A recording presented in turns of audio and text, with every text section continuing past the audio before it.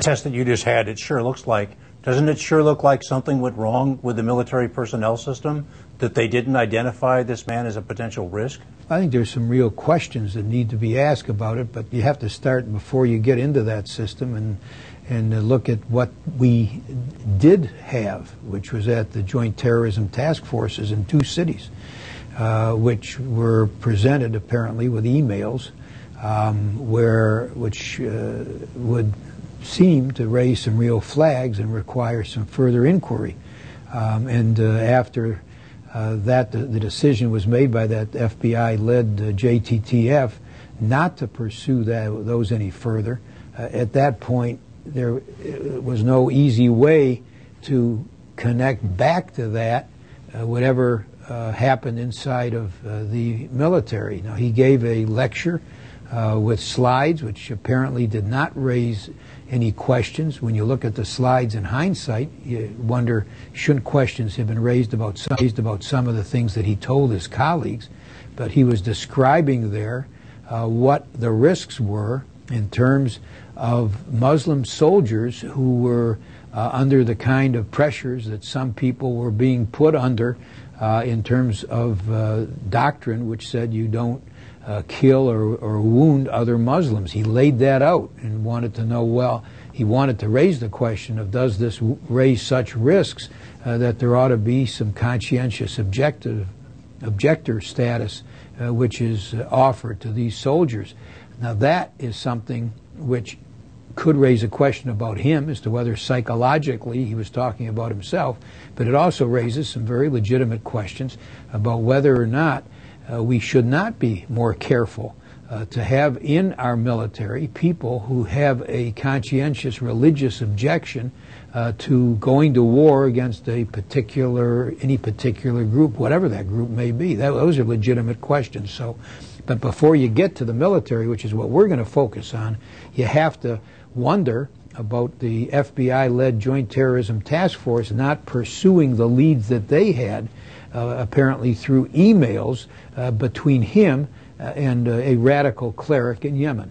Just some of the reports about concerns other officers had about him raise questions in your mind too, whether the military is properly evaluating people or whether there's some censor that's going on so that they're not giving a honest evaluation of what they think of their fellow officers? There are questions that are that need to be addressed both inside the military, and that investigation is going on right now, and by us in terms of our oversight responsibilities. So the answer to your question is yeah. And are you satisfied with what the Secretary Gates has announced, that their internal investigation? Are you satisfied that they're looking at everything that needs to be looked at this point? Well, from what I've seen, yes. I mean, I haven't. I heard what Secretary Gates said. It sounds like it's a thorough, prompt investigation. The President wants a report on intelligence by the end of November, and that's prompt and proper.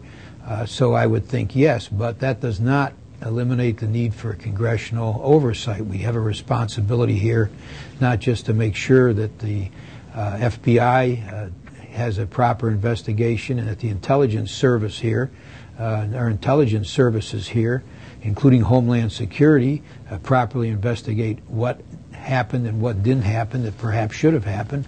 But Congress has a responsibility also to oversee the military actions and lack of actions under these circumstances. One of the secondary themes that came out of the Fort Hood story was concern about the level of stress on the military and their families. I'm wondering, as we go into this new increase for Afghanistan, what your questions are to the military, or what congressional policy making might be with regard to refreshment of the troops and their R&R.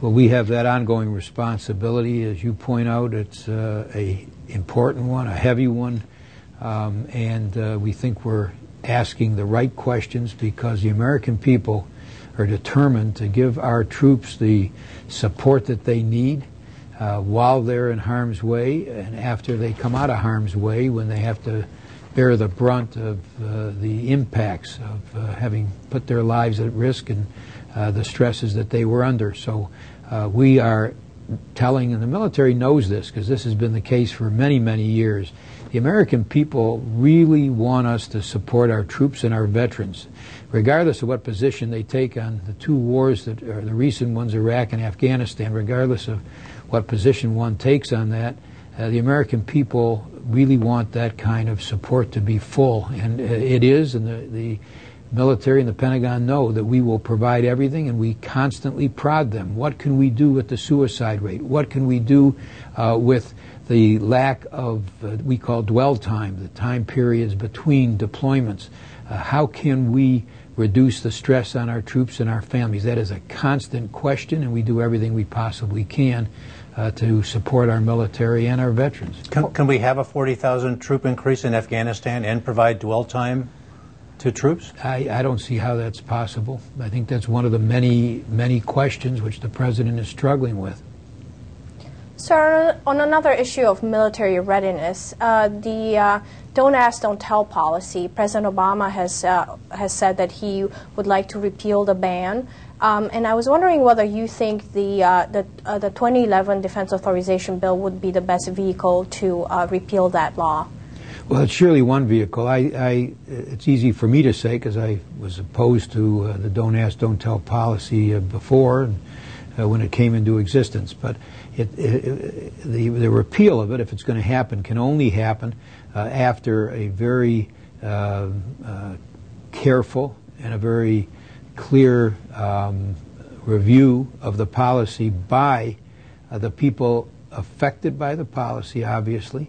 But in the military, we've got to, I believe, show the military that we are going to take their views and their suggestions as to how we can change our policy effectively and have this work in a way which doesn't produce conflict between or within the military or morale problem in the military, but how it can be done in a way which can promote morale in the military. You know, particularly the younger military, I think, are very much open to the end of this policy. Other countries have long ago gotten rid of the Don't Ask, Don't Tell type policies and have gays serve in the military because they have proven that they can serve effectively in the military. So it is important that we do this, but that in order to accomplish the dropping of this policy, which I believe is the right way to go,